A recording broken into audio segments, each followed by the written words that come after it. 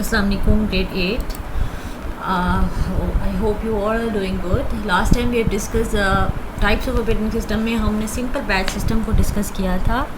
I just forgot about the example. आपके साथ example share नहीं हो सकी थी. आज थोड़ा सा इसको एग्जांपल देख लेते हैं इसकी. और सिंपल बैच सिस्टम में होता ये है कि सिमिलर जो जॉब्स होती हैं, सिमिलर जो टास्क होते हैं, उनको ग्रुप कर दिया जाता है in the form of batch. हम उसको बैच बोलते हैं और वो एक ही टाइम में एग्जीक्यूट होती हैं. इसकी एग्जांपल है पे रन फॉर. जब किसी कंपनी का पे रोल रन हो रहा होता है, पे रोल मीन्स उसके एम्प्लॉयज़ का जब पे जो सिस्टम है वो जनरेट हो रहा होता है, तो एक वक्त में सबकी पेज इकट्ठी जनरेट होती हैं. तो इस तरह की एग्जांपल है. Gas and electricity bills produce by batch system. ये बहुत अच्छी एग्जांपल है कि जब एक एरिया के जो है गैस और इलेक्ट्रिसिटी बिल प्रोड्यूस हो रहे होते हैं तो कस्टमर आईडी बस उसको बता दी जाती है एंड देन वो तमाम की तमाम कस्टमर आईडी के अगेंस्ट जो है बिल जनरेट करता है और एक ही टाइम में. तो इसको इस तरह के सिस्टम उसको हम बैच बोलते हैं. यानी कि एक वक्त में जब एक ही तरह के काम एग्जीक्यूट होते हैं in the form of groups. काफ़ी सारे होते हैं और वो सिमिलर होते हैं. ठीक है, तो इसको हम बोलते हैं. आज हमने जो डिस्कस करना है वो मल्टी प्रोग्रामिंग बैच सिस्टम है. इसको हम लोग टाइम शेयरिंग सिस्टम भी बोलते हैं, जो आपकी बुक में पेज नंबर 44 पर गिवन है. इसमें बेसिकली मल्टी यूज़र्स होते हैं. मल्टी का मतलब है मैनी यूज़र्स हैं. ठीक है, और वो एक वक्त में डिफरेंट प्रोग्राम रन कर रहे हैं. मल्टी प्रोग्रामिंग यूज़र्स भी ज़्यादा हैं और ऊपर से उसके पास जो है प्रोग्रामिंग फैसिलिटीज़ भी एक से ज़्यादा हैं. ठीक है, many users to have access to computer at the same time and share the computer time. तो इस सिस्टम को हम टाइम शेयरिंग या फिर मल्टी प्रोग्रामिंग बैच सिस्टम बोलते हैं. Sorry, multi programming system. In this, the operating system picks and begins to execute one job from memory. Multi-programming system CPU will never be idle and keeps on processing. इसमें computer operating system जो है वो memory से एक वक्त में pick करेगा एक ही जॉब और उसको एग्जीक्यूट करेगा. लेकिन वो क्योंकि इतनी ज़्यादा होंगी कि पता भी नहीं चलेगा एक वक्त में कौन सी एक यूज़ हुई है, और तेज़ी से बहुत सारी जॉब्स इसमें जो है वो एग्जीक्यूट हो जाएंगी. मल्टी प्रोग्रामिंग सिस्टम में सीपीयू के पास जो है ना, सीपीयू के पास फ्री होने का टाइम ज़रा सा भी नहीं होता. बिकॉज हमने बैच में देखा था CPU most of the time idle था.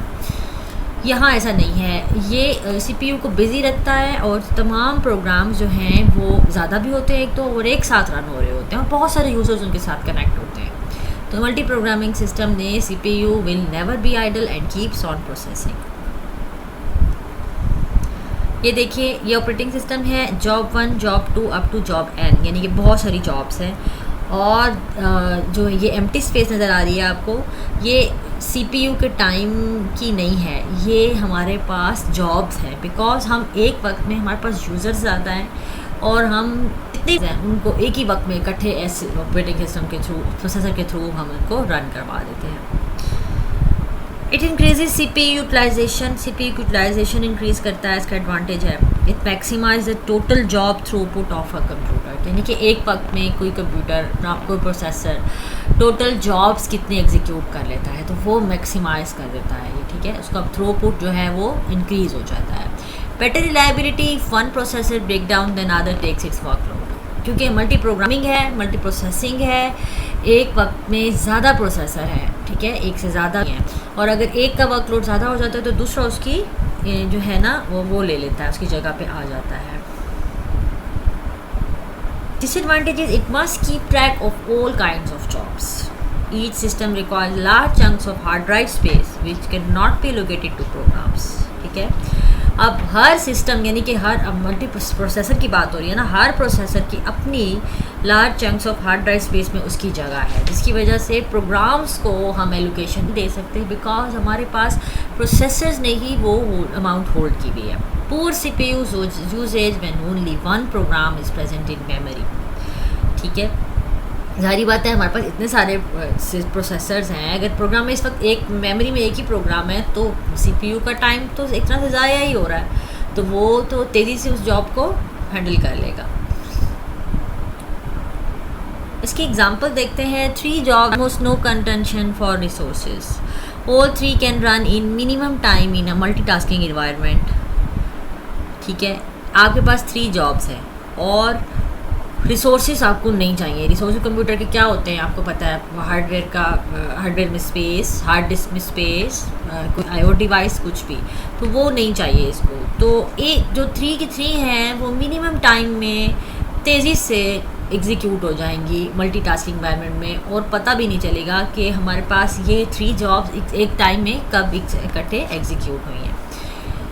इसके अलावा आपके पास बुक में भी 1-2 इनके एग्जांपल हैं जो मैं रियल टाइम शेयरिंग सिस्टम के बारे में बता रही हूँ कि टाइम शेयरिंग ऑपरेटिंग सिस्टम कौन कौन सा ऑर्गेनाइजेशन में यूज़ होता है। Airline, bank, hotel, university, where many users need access to the central computer at the same time. जहाँ 100 और 1000 यूज़र्स को एक वक्त में एक सिस्टम के साथ एक्सेस करना हो, जैसे रिजर्वेशन है, होटल्स हैं, बैंक्स हैं, तो इस तरह को हम टाइम शेयरिंग और मल्टी प्रोग्रामिंग बोलते हैं।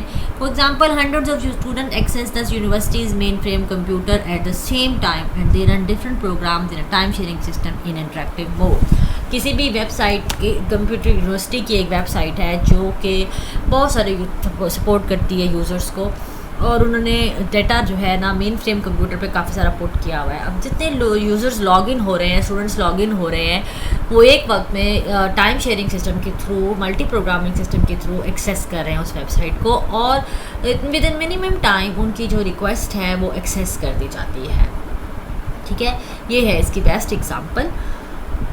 I hope it clears. मैं डेली एक एक सिस्टम को पढ़ा रही हूँ बिकॉज आपको ये क्लियर हो जाए। I hope it helps.